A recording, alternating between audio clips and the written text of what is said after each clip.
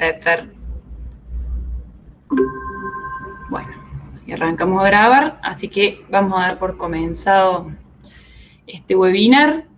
Bueno, les doy la bienvenida a todas y todos a este webinar llamado Requisitos para el Registro de Productos Médicos, cómo garantizar su seguridad y eficiencia, experiencias de gestión. Vamos a admitir que llegó alguien más. Ahora seguimos. Este webinar está organizado y realizado por la Secretaría de Graduados y Graduadas, la Escuela de Ingeniería Biomédica y Action Consultoría Aplicada en el marco de nuestro compromiso por continuar con la formación continua. Voy cortando y admitiendo gente. Bueno, me voy a presentar, mi nombre es Andrea Oliveras, soy ingeniera ambiental y la actual prosecretaria de Graduados y Graduadas y seré quien modere en el día de la fecha. Quiero contarles que este webinar es el quinto de 7 que estamos dando junto con la consultora Action, la cual está integrada por un equipo multidisciplinario de profesionales de reconocida experiencia en la industria y en aspectos normativos y regulatorios. Van a disertar hoy Agnese Martinelli, ingeniera biomédica de nuestra facultad. En Action Consultoría Aplicada es socia y especialista en calidad industrial y asuntos regulatorios de la salud. Actualmente es coordinadora de la Cámara de Industrias de la Salud, docente en nuestra facultad y referente de la industria médica en Córdoba. María Laura Vega, también ingeniera biomédica de nuestra facultad. En Action Consultoría Aplicada es líder de proyectos y consultora en asuntos regulatorios de productos médicos y también ha participado en la dirección técnica en DICEMA Sociedad Anónima y en algunos emprendimientos personales de desarrollo enfocados al diseño de equipos médicos. Y también disertar en el día de la fecha Lisandro Acosta, ingeniero biomédico también residido en nuestra facultad, con especial interés en la participación y el desarrollo en equipos de proyecto de base tecnológica, como ser Emprende Conciencia, Proyecto Origen y Comprometidos, que son algunos de los proyectos en los que el ingeniero estuvo. Y en Action Consultora es consultor, de asuntos regulatorios. Antes de darle la palabra a nuestras disertantes y a nuestro disertante, les pido que por favor a las preguntas las vayan escribiendo en el chat, o bien, lo cual sería mejor, esperen al final de la exposición, así hacemos también esto un poco más interactivo, para prender sus micrófonos y hacer sus preguntas. Ahora sí, les cedo la palabra a nuestros disertantes. Perfecto, gracias Andrea. Buenas tardes a todos, gracias por acompañarnos a esta hora de la tarde donde uno ya quiere ir cortando de la jornada. Vamos a tratar de hacer un recorrido dentro de todo amigable por lo que implican los requisitos para el registro sanitario de productos médicos en Argentina principalmente, pero con algunas connotaciones con otros países. Y lo que vamos a buscar es profundizar en cómo garantizar estos requisitos de seguridad y eficacia y contar un poco desde nuestras experiencias de gestión. El objetivo de esto es lo que estábamos verbalizando recién. Nuestra consultora, en todos los años que venimos trabajando, hemos ido adquiriendo experiencia desde distintos clientes que nos fueron imponiendo distintos tipos de desafíos para clases de productos que a veces resultaban sumamente disímiles. Entonces, la adecuación de todos esos productos a una misma normativa es un poco lo que les venimos a contar, a tratar de explicar y a dejarles algunas recomendaciones de cara al registro sanitario. Ustedes a lo mejor ya nos conocen o nos han acompañado en algunos de los seminarios que nosotros ya hemos brindado. Estamos localizados en Córdoba, tenemos más de 12 años de experiencia y Laura y Lisandro son dos consultores de nuestra organización también. Para arrancar, como siempre uno arranca estableciendo las bases y los consensos, y en general está bueno la parte de los conceptos generales. No vamos a profundizar de nuevo lo que es el producto médico. En principio el público presente está familiarizado con este concepto, pero siempre vinculado a la definición que nos provee ANMAT propiamente, pero sí nos gustaría citar los otros 3 conceptos que están un poquito más abajo en la misma filmina, que son conceptos asociados al primero y que eventualmente pueden traer alguna novedad para el público. El segundo concepto que está, que es producto sin finalidad médica prevista, es una definición bastante novedosa dentro de lo que es todo el proceso regulatorio de producto médico.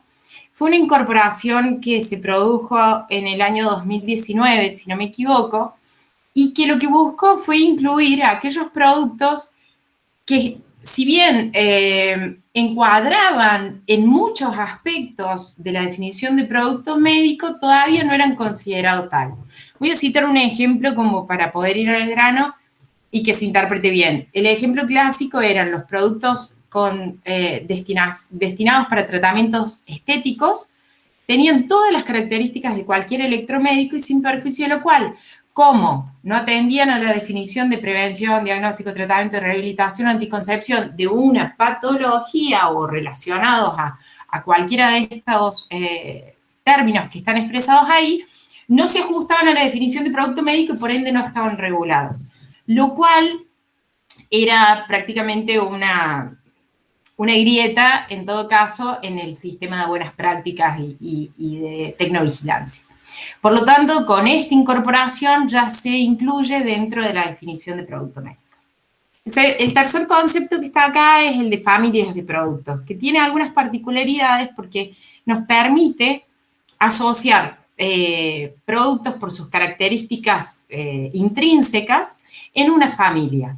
Y eso simplifica los registros sanitarios o la obtención de registros sanitarios porque uno puede generar documentación que satisfaga o que sea satisfactoria para cualquiera de los productos dentro de la familia, se registran en una misma familia, los ensayos inclusive se pueden realizar por el padre de familia y ser por carácter transitivo aplicables al resto y demás. Y de hecho, en la definición de una estrategia regulatoria, prestar atención a la definición de las familias de productos puede ahorrarnos tiempo y dinero. Por último, los productos para diagnóstico de uso in vitro, en realidad estos tal vez a nosotros que estamos vinculados con esto, en el caso particular, yo que soy ingeniera biomédica, por ahí estamos como un poco más alejados de lo que es reactivos de diagnóstico de uso in vitro. En su origen o en su génesis, ellos estuvieron incorporados dentro de lo que era INAME, y en general es una industria más vinculada a lo que es la química, la microbiología y demás, pero se trasladó al área de tecnología médica, se rigen por las mismas buenas prácticas de fabricación y sí tienen sus disposiciones particulares para la etapa de registro y clasificación. Pero vale la pena que lo citemos porque de hecho ustedes van a ver en cualquier proceso que ustedes tomen dentro de tecnovigilancia, van a encontrar citados productos médicos y productos de diagnóstico de uso in vitro.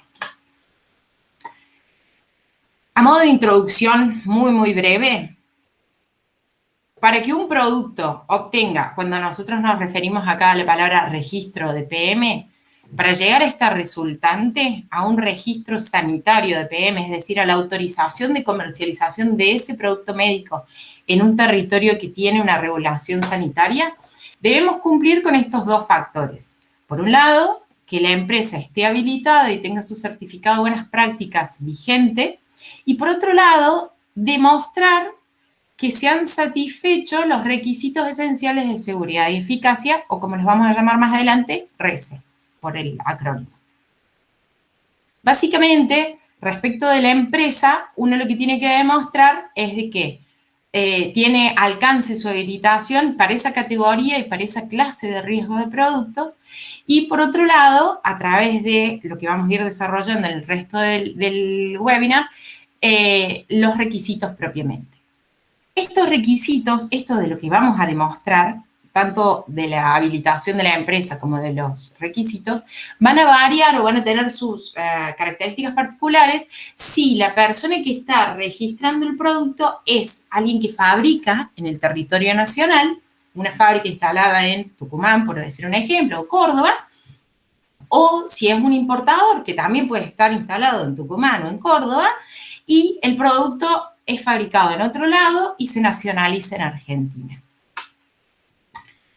Y para arrancar este proceso vamos a tomar un criterio o un concepto que nosotros traemos desde que empezamos a hablar de toda la cuestión regulatoria en tecnología médica, que tiene que ver con la importancia del diseño y que incluso, aunque sea un proceso que se desarrolla puertas adentro de la empresa, en la oficina de diseño, que en una de esas es la última al fondo de la planta, las decisiones que se tomen en esa oficina y que se hayan desarrollado en todo el proceso de diseño tienen implicancia hasta la etapa de registro sanitario.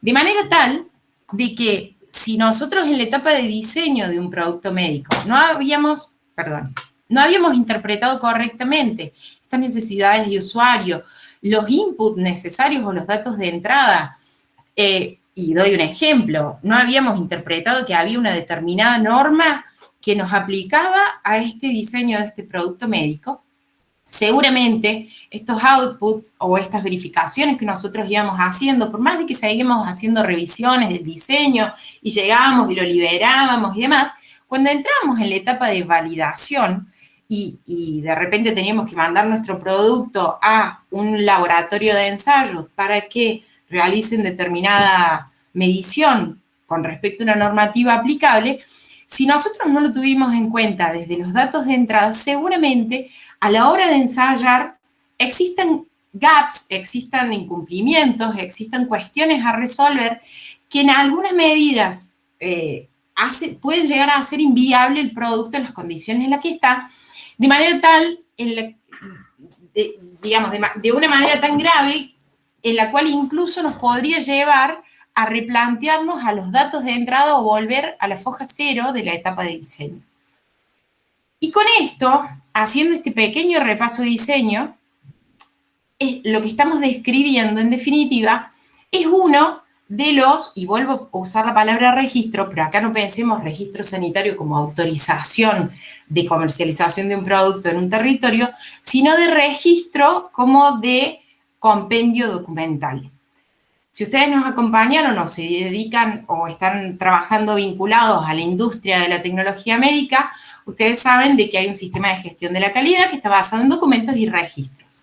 Y esencialmente hay 3 cuerpos documentales que están en todas las industrias de la salud o industrias de la salud vinculadas a productos médicos, que son los siguientes 3. El registro histórico de diseño, el maestro de producto y el registro histórico de producto.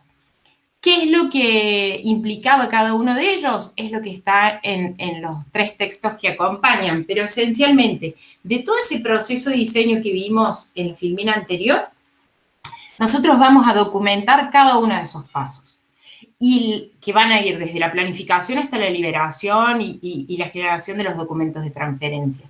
Toda esta compilación de documentos tiene que quedar en poder del fabricante, ¿sí? Es el registro histórico de diseño. Se transfiere la información necesaria, es decir, sale de esa oficina al fondo de la planta y baja al área de producción, y esa información que baja es lo que empieza a generar el registro maestro de productos, es decir, el compendio de documentos, instrucciones, procedimientos y demás para obtener ese producto terminado. Así también se deben incluir las cuestiones vinculadas al mantenimiento, servicio técnico, instalación y demás. Y luego, cada vez que se fabrique un lote de ese producto bajo esa misma receta, lo que se va a ir completando es un registro que va a ir dando fe de que se fueron satisfaciendo todos los puntos que requería el registro maestro de producto. Esto es algo que pertenece a buenas prácticas de fabricación, pero si nosotros hemos realizado bien cada una de estas etapas, sobre todo el eslabón inicial, vamos a ver que la etapa de registro sanitario va a resultar mucho más simple, o con menos demoras o con menos tiempos de reprocesos, si hemos respetado los pasos, que si hicimos un diseño en un proceso un poco más caótico, ¿sí? Como a veces suele suceder, y todos de hecho nos vemos tentados a proceder a veces de esa manera. Bien, volviendo atrás dos diapositivas, Áñez se mencionó que para el registro de un producto necesitábamos, por un lado, tener la empresa habilitada con buenas prácticas vigentes, y por otro lado, demostrarle a la autoridad sanitaria que nuestro diseño satisface requisitos esenciales de seguridad y eficacia. Acá hay dos conceptos claves que por ahí vale la pena diferenciarlos. Por un lado, la seguridad y por el otro lado, la eficacia. La seguridad se concibe como la ausencia de peligros físicos en un dispositivo médico que puedan dar lugar a daños o a lesiones tanto a los usuarios, a los pacientes, como al entorno, al medio ambiente. Por ejemplo, un dispositivo es seguro cuando no existen tensiones peligrosas que puedan dar lugar a un shock eléctrico, cuando la estructura que sostiene una sala de rayos X fue bien dimensionada y no va a desplomarse encima de un paciente por errores en el dimensionamiento de la estructura, cuando la radiación que genera el equipo se encuentra blindada adecuadamente, etc. Mientras que la eficacia, por otro lado, significa que el equipo es capaz de cumplir el propósito tal como fue previsto por su fabricante. Es decir, si yo, por ejemplo, diseño un equipo para depilación láser, la eficacia vendría a ser que el equipo es capaz de generar la potencia suficiente para la fototermólisis de los folículos pilosos de la piel. Bueno, eso en cuanto a lo que son los conceptos de seguridad y eficacia. Ahora bien, hay una disposición, una resolución en todo lo que es el Mercosur, donde se establecen cuáles son los requisitos esenciales de seguridad y eficacia que tienen que cumplir los productos médicos, y esta resolución es adoptada por ANMAT, y es lo que nosotros tenemos que demostrar cuando presentamos un producto médico a la autoridad sanitaria. Entre estos requisitos se incluyen cuestiones vinculadas a la esterilización, a la biocompatibilidad, a seguridad contra peligros eléctricos, peligros mecánicos, peligros térmicos, seguridad contra la emisión de radiaciones, ya sean ionizantes o no ionizantes, cuestiones vinculadas a la compatibilidad electromagnética, al funcionamiento del software, al funcionamiento de las alarmas, entre otros. ¿Y cómo nosotros demostramos que estos requisitos de seguridad y eficacia son alcanzados? Mediante una buena gestión de riesgos del producto que estamos diseñando y mediante ensayos de normas técnicas aplicables según las características del dispositivo. Para hablar un poco de qué es la gestión de riesgos, podemos decir que es un proceso mediante el cual el fabricante asegura que su diseño está libre de riesgos inaceptables para los pacientes, para los usuarios. Es un proceso que inicia en una primera etapa con un análisis de riesgos presentes en el dispositivo. Luego estos riesgos son evaluados en función de la probabilidad de que ocurra una situación peligrosa y la severidad de la consecuencia que esa situación conlleva. Y en función de la política que la empresa define para el tratamiento de los riesgos, se determina si es un riesgo aceptable o inaceptable. Y en el caso de que el riesgo nos dé por encima del valor deseado, tenemos que establecer medidas de control, ya sean para eliminar el peligro, en caso de que no se pueda eliminar, establecemos medidas de protección para contenerlo, y en última instancia, proveemos información para la seguridad a través de rotulado, advertencias, alarmas, instrucciones de uso, etc. Una vez que nosotros evaluamos todos los riesgos, tratamos los riesgos que tenían un nivel de riesgo mayor al aceptable, se vuelve a evaluar el riesgo residual, y una vez que verificamos que el riesgo residual es aceptable, ahí sí podemos cerrar la gestión de riesgos, asegurando que nuestro diseño no conlleva riesgos por encima de un nivel aceptable. Y esto se retroalimenta continuamente luego durante las etapas de producción y postproducción del equipo. Añe, ¿me pasaba la que sigue? Bien. Por otro lado, habíamos dicho que también se demuestra el cumplimiento de requisitos esenciales de seguridad y eficacia a través de verificaciones y ensayos. En esta imagen se observan 3 categorías de productos médicos y los ensayos más frecuentes que podemos encontrar en estos dispositivos. En el caso de los electromédicos, obviamente vamos a tener que realizar ensayos de seguridad eléctrica, ensayos de compatibilidad electromagnética.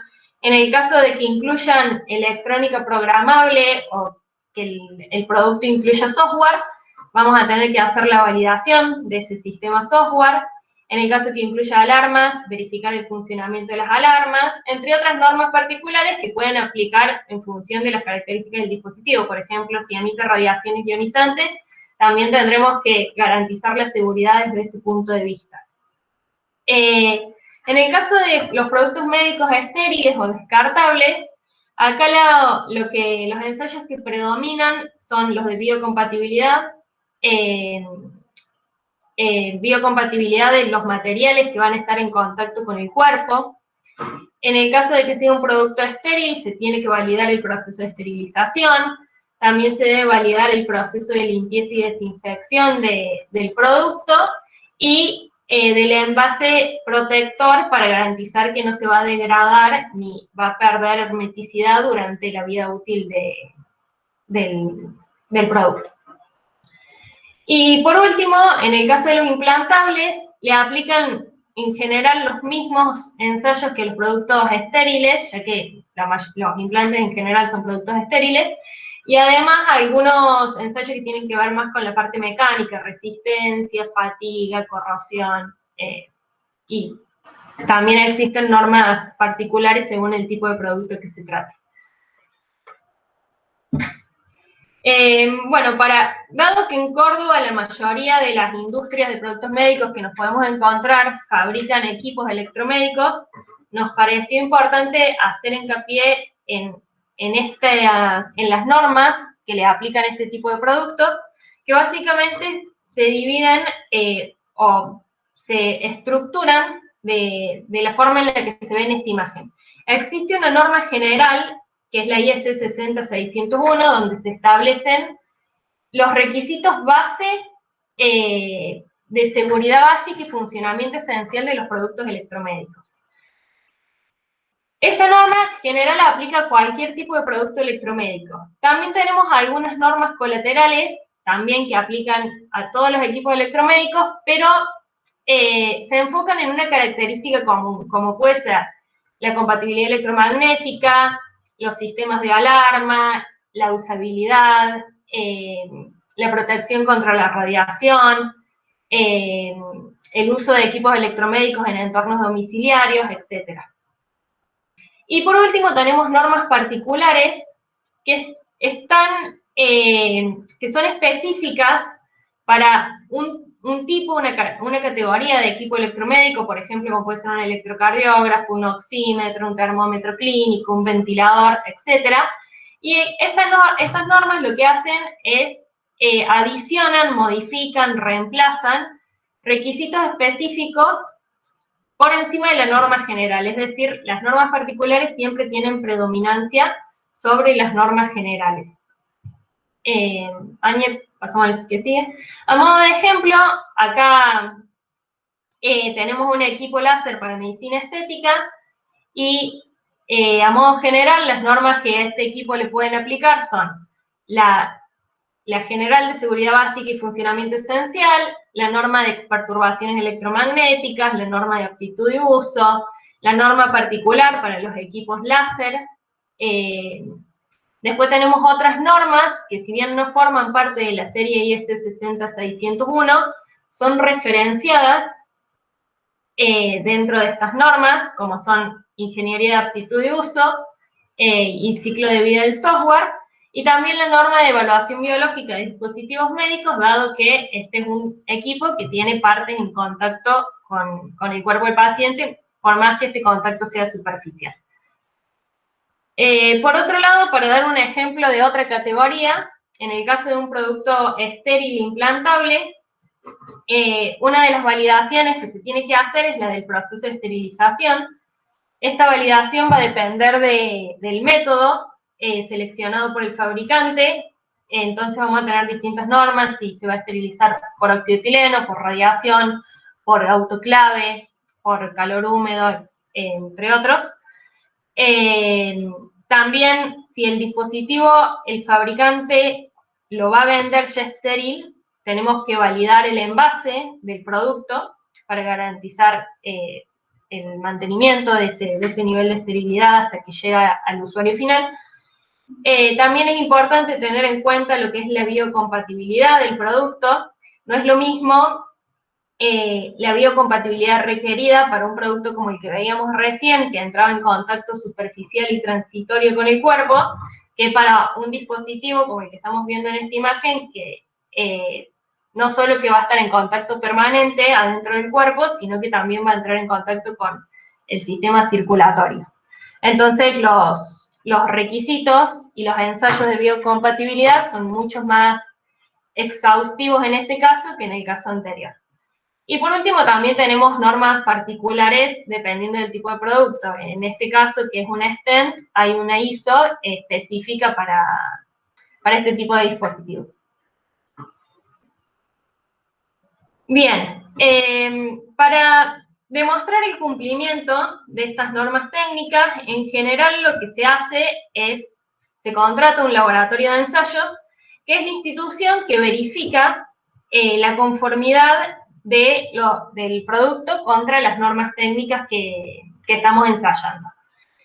En Argentina, ANMAT reconoce dos tipos de organismos como laboratorios de ensayos. Tenemos por un lado los laboratorios de ensayo oficiales, como es el caso del INTI, en el caso de las universidades públicas, la CONEA, y estos ensayos son reconocidos a nivel nacional por la ANMAT. Por otro lado, también podemos encontrarnos con laboratorios privados que para que tengan reconocimiento van a tener que estar acreditados en el caso de Argentina, el Organismo Argentino de Acreditación. A su vez, si nosotros queremos que estos ensayos tengan validez internacional, el organismo que acredita el laboratorio tiene que estar reconocido por ILAC, que es la Cooperación Internacional de Acreditación de Laboratorios. En el caso de OA, como es miembro de ILAC, todos los laboratorios acreditados por el organismo de acreditación son reconocidos internacionalmente y por lo tanto los reportes de ensayo tienen validez internacional.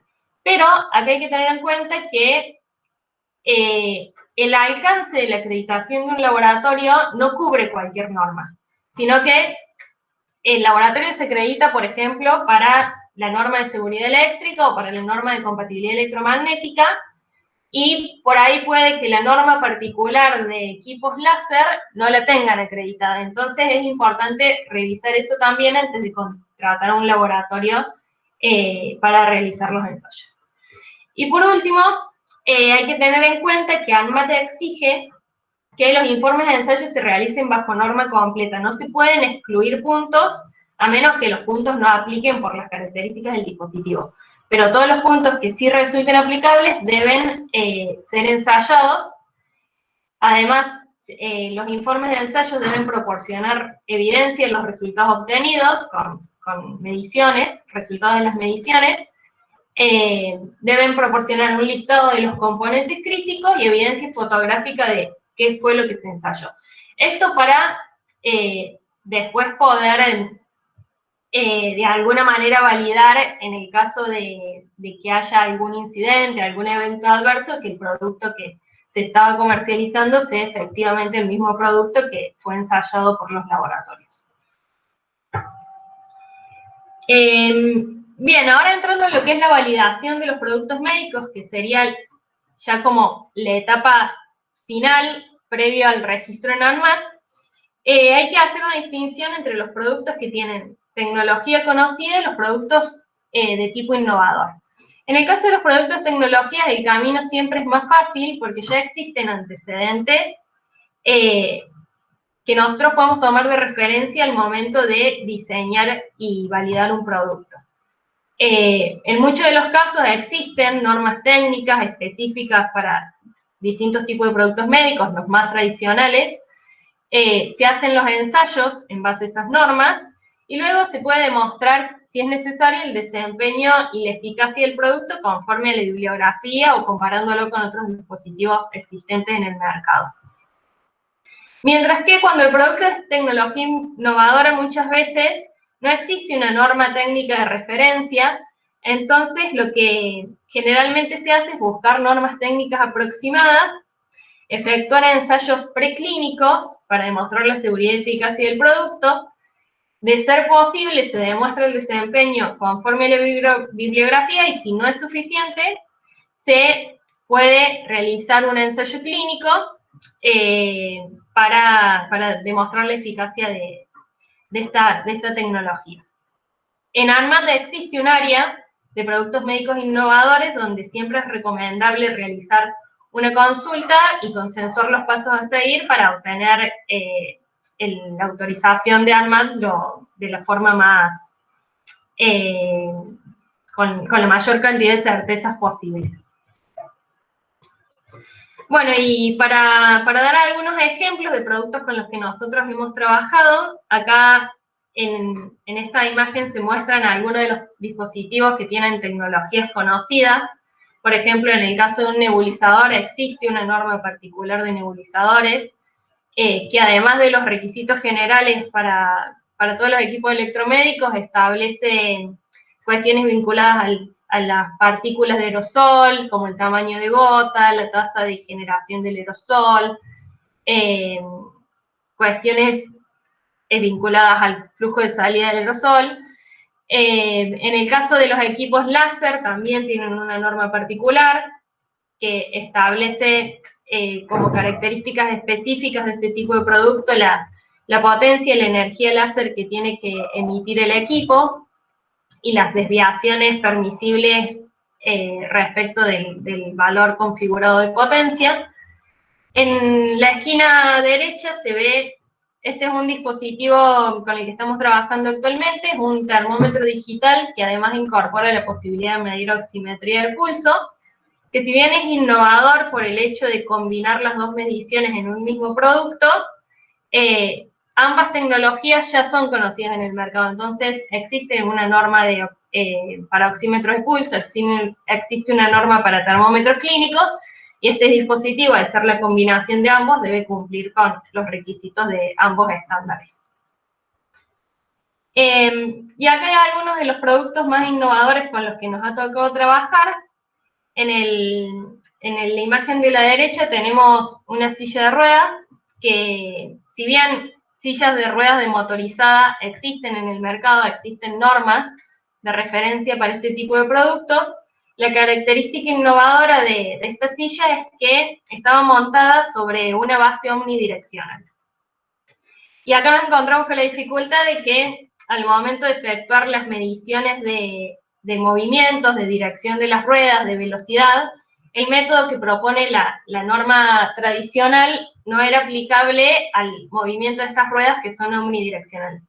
Entonces, al momento de efectuar los ensayos, lo que se hizo fue consensuar con el laboratorio el método con el cual se iba a monitorear el movimiento para proponer un camino alternativo al cumplimiento de la norma.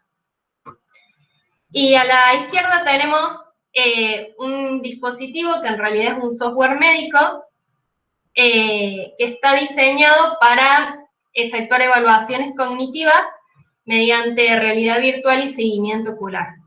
En este caso, al tratarse de un producto software, lo que se realizó fue la validación del software y se consensuó con el área de productos innovadores de ANMAT los pasos a seguir para el registro y para demostrar la eficacia clínica del diagnóstico que este producto realiza. Bueno, yo soy Lisandro, yo no estuve en el resto de las charlas, así que me presento. Bueno, ahora seguimos con todo lo que vimos hasta ahora, era el proceso de puertas para adentro, digamos, todo lo que hace la empresa para asegurarse el desarrollo del producto. Ahora vamos a hablar del registro del producto ante el ente regulatorio, es decir, para obtener el certificado y poder comercializar el producto. Primero que nada, ¿cómo vamos a hacer esto? El registro del producto por un sistema digital, el ENA, que es la plataforma que tiene ANMAT para que se inicien los trámites estos de registro del producto, o sea, certificación. Como primer paso, para ver los requisitos que vamos a tener, tenemos que ver la clase de riesgo de nuestro producto. La clase de riesgo la podemos determinar, como ven acá en el cuadro, por las reglas de clasificación de una disposición. Una vez que tenemos la clase de riesgo, sumado a que nosotros vamos a saber si el producto es de origen nacional o importado, es decir, si somos fabricantes o importadores, podemos terminar de conseguir los requisitos que nos va a exigir el ente regulatorio para el registro del producto. Cuando tenemos los requisitos, podemos ponernos en campaña para recopilar la información que necesitamos, es decir, compilar el expediente. ¿A qué nos referimos con esto? Si el ente, por ejemplo, me pide que yo presente instrucciones de uso, tengo que juntar el documento que sean las instrucciones de uso digitales o los informes de ensayo. Una vez que tengo toda la documentación, esto lo vamos a ver en la próxima Filmina. Una vez que tengo toda la documentación, se le hace una firma digital que tiene que ser la firma digital de la directora, del director técnico de la empresa y del responsable legal. Cuando tenemos toda la documentación con las firmas legales, lo subimos en el sistema Elena para que se inicie el trámite. Una vez que está el trámite iniciado, ANMAT cuenta con plazos que van hasta los 15 días para los productos de clase de riesgo baja y hasta los 110 días para los productos de clase de riesgo alta, que son los clases 3 y 4. ¿Hacemos la próxima? Ahí va. Ahora bien, vimos recién que habían distintas instancias. La primera instancia era clasificar el producto. ¿Cómo vamos a clasificar el producto? Bueno, se podría clasificar, por ejemplo, según las características técnicas que tengan los mismos. Pero si hacemos esto, tendríamos tantas clases como productos casi. De forma que clasificar los productos pierde practicidad, porque cuando estamos clasificando buscamos agrupar para simplificar los procesos. Entonces lo que se adopta, casi en todo el mundo, es clasificar en función de los riesgos potenciales. Hay algunos mercados que no toman esto, son muy pocos, pero a grandes rasgos podemos decir que todo el mundo toma este criterio. Igual el que nos importa ahora es ANMAT, ¿no? Esto lo comentamos como dato aparte. Vamos a la próxima. Bueno, dentro de la clasificación de riesgo vimos que vamos a tener 4 clases. Depende de la clase va a depender de las reglas de clasificación que apliquen. Dentro de las reglas de clasificación tenemos distintos grupos de productos que van a ser los productos, reglas para los productos no invasivos, invasivos, activos, o reglas especiales que van a aplicar para productos que, por ejemplo, tengan materias de origen animal o contengan medicamentos. Acá tenemos varios ejemplos de cada uno. Para los no invasivos, por ejemplo, un estetoscopio. Para los invasivos puede ser un implante o una sutura. Para los activos, algo que tenga una fuente de energía, por ejemplo, que no necesariamente eléctrica, pero puede ser como estos ejemplos que vemos acá, una bomba de fusión, por ejemplo, una incubadora. Y reglas especiales, que de las reglas especiales, algunos ejemplos que vemos acá son los anticonceptivos y los productos para prevención de enfermedades de transmisión sexual. Vamos con la próxima. Bueno, ahora bien, ya tenemos la clase de riesgo, sabemos nosotros que en este caso, vamos a ver los dos casos, que si nuestro producto es de origen nacional o importado.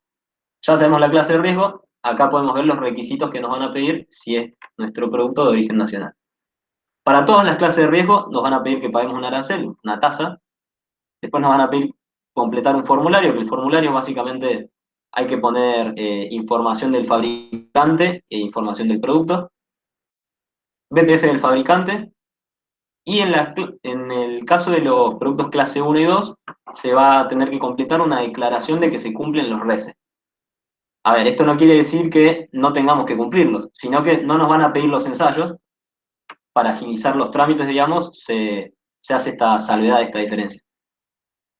Y de los productos clase 3 y 4 nos van a pedir, en vez de la declaración, que presentemos los ensayos.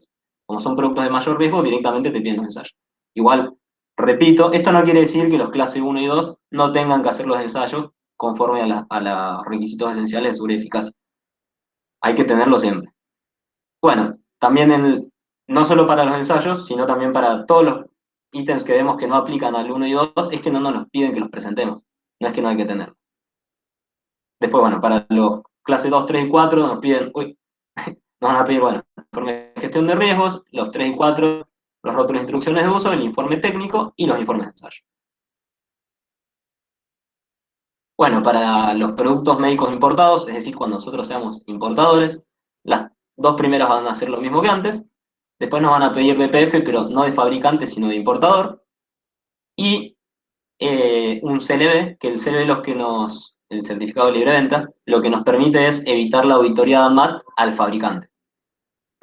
¿En qué casos nos va a servir el CLV? Bueno, cuando el CLV provenga de un país de marco regulatorio equivalente al de ANMAT, vamos a tener esta salvedad de que no va a ser necesaria la auditoría de ANMAT en la planta de origen.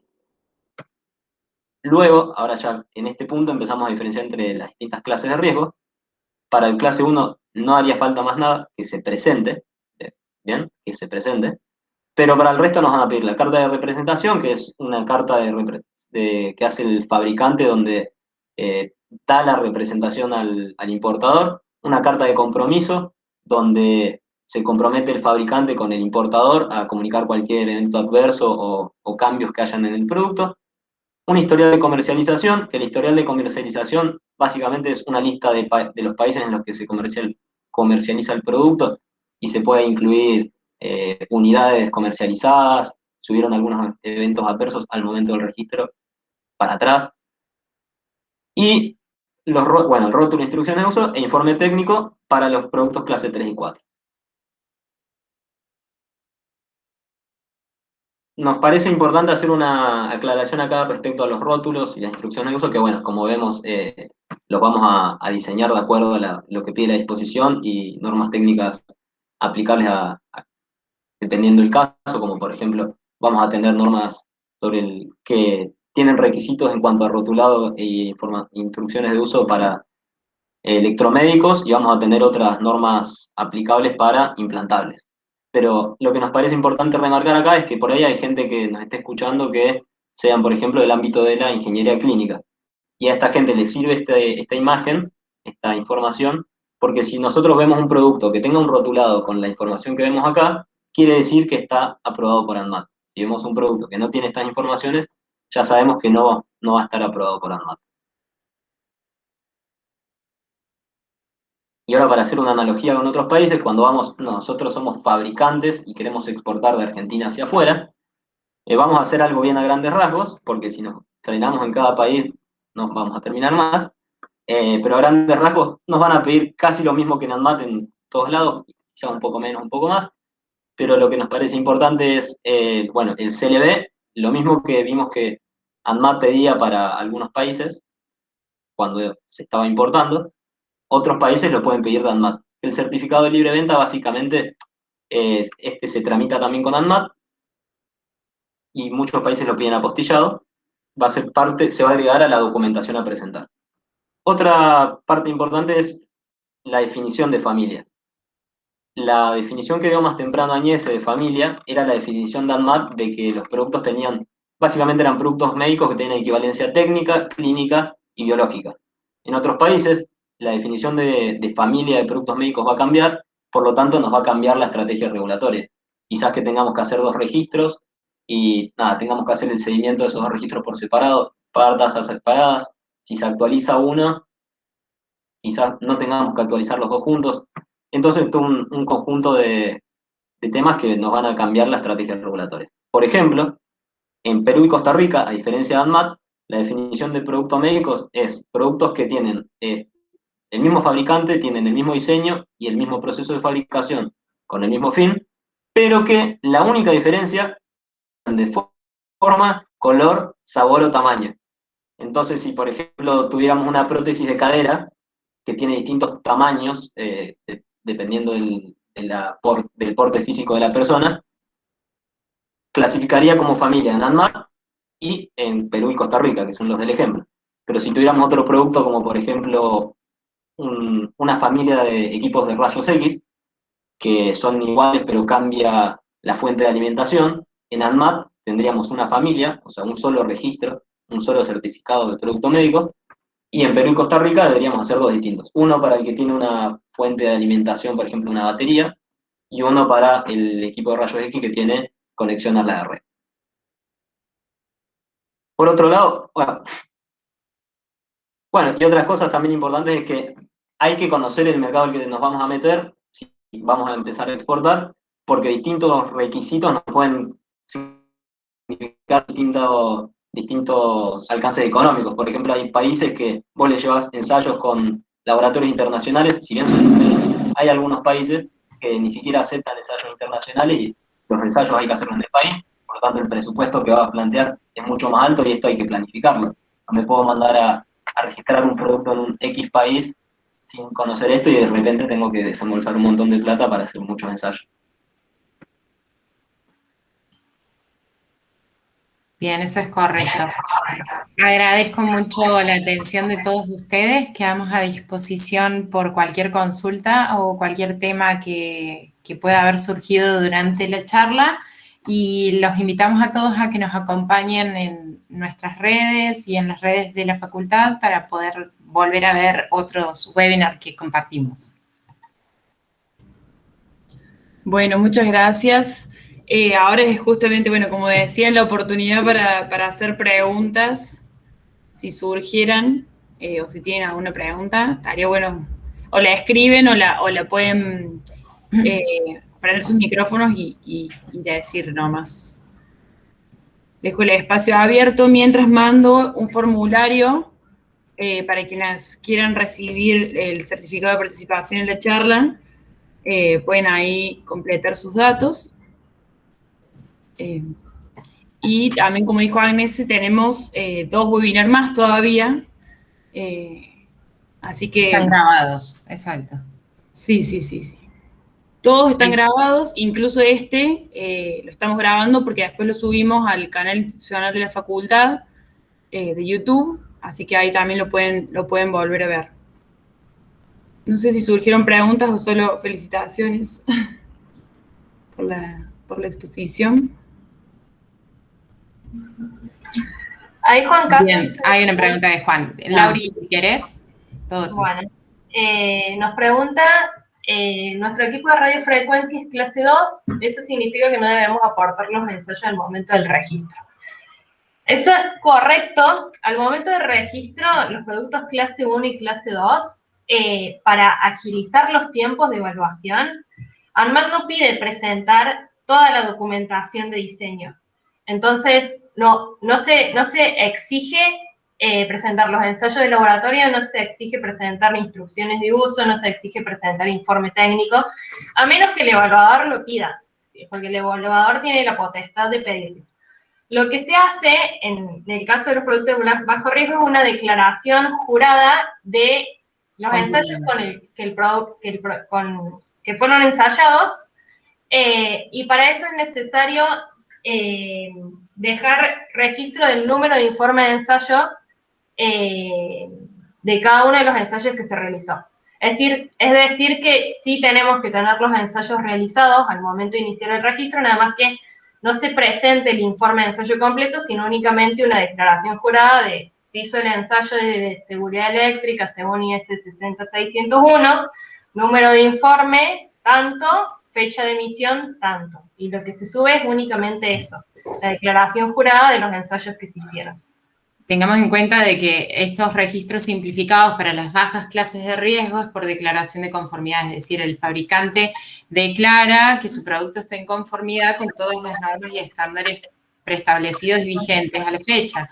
De manera tal que si existe un estándar que debió ser validado mediante un ensayo de laboratorio, guárdala porque creo que entra como un retorno por tu micrófono. Ahí está.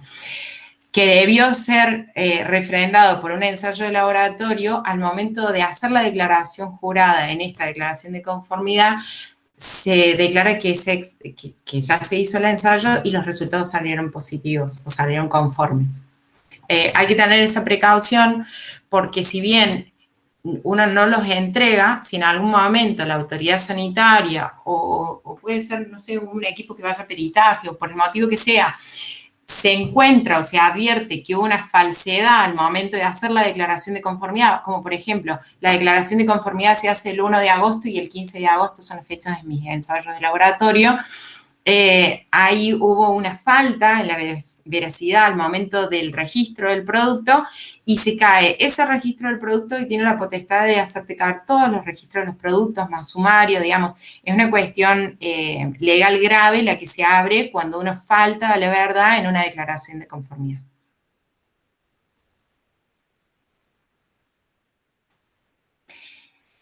No alcancé a leer todos los comentarios, pero en el chat dejamos el correo electrónico de la consultora, es el info@accionconsultora.com.ar. Cualquier consulta que tengan. Acá hay otra consulta, Añe, de Sí. Fer Gianfelici. Dice, excelente posición, Bien. consulta. Con respecto a los ensayos que se tienen que realizar sobre un producto. Si Sí. la norma especifica una forma de ensayar un producto, pero se vio que es más efectivo realizar un ensayo de una forma distinta a lo de la norma, pero los resultados cumplen a fin de cuentas con lo que pide la misma. ¿Es válido este proceso? Digamos, llegar a lo que pide la norma, pero no como lo pide la norma. Bueno, a ver, yo ya empiezo, pero cerralo vos, Lau. Esto Okay. es una negociación que vos abrís con el laboratorio y eventualmente con el evaluador también. Cuando el proceso se sale del estándar y empezás en toda esta etapa de artesanía, lo mejor es buscar consensos. Y en ese sentido, en general, la gente, los ensayistas de los laboratorios y los evaluadores suelen ser receptivos a las propuestas que van haciendo los interesados hasta que se llega a un punto en común y se presenta eso. Bien. Sí, yo ahí puedo aportar, es cierto lo que dice Añese, a nosotros nos ha tocado casos como este. Por ejemplo, una vez trabajamos con un equipo de rayos X odontológico y en Argentina no existen laboratorios acreditados para hacer las mediciones que pide la norma particular de los equipos de rayos X odontológicos. Entonces lo que hicimos fue consensuar con el evaluador de ANMAT, hacer las mediciones en el departamento de radiofísica sanitaria, y si bien el método que utiliza radiofísica no es el mismo que el que te pide la norma internacional de equipos electromédicos, el resultado medido, la dosis, era lo mismo. Entonces, de esa manera logramos consensuar con ANMAT que nos apruebe un método de ensayo que, si bien era diferente al estándar internacional, entregaba el mismo resultado. Y así pasa con varios equipos médicos que por ahí no existen en nuestro país los instrumentos, el equipamiento necesario para hacer las mediciones de la misma manera que las normas lo exigen, entonces se puede llegar a consensuar un método diferente para efectuar las mediciones. Bien, ahí dice que se interpretó. Hay dos instituciones que nos han acompañado, por lo menos representantes de ellos, Ernesto Portiub, muchas gracias, y Andrés Buca de CAESAL, de la cual somos miembros de la Cámara de Industrias de la Salud, y muchas gracias también por acompañarnos. No sé si quedará alguna otra consulta.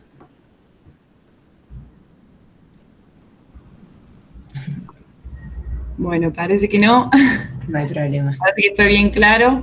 Así que bueno, vuelvo a repetir esto, que estamos grabando este webinar y lo vamos a estar subiendo a la página de la facultad y al YouTube de la facultad, así que ahí lo pueden volver a ver y espero nos acompañen en las próximas que también nos quedan, los próximos 2 webinars que nos quedan. Si no hay más preguntas ni dudas, doy por finalizada la jornada y bueno, les mando un fuerte abrazo y espero vernos la próxima. Gracias, Andrea. Adiós, buenas tardes a todos. Nos vemos. Gracias. Bueno, muchas gracias.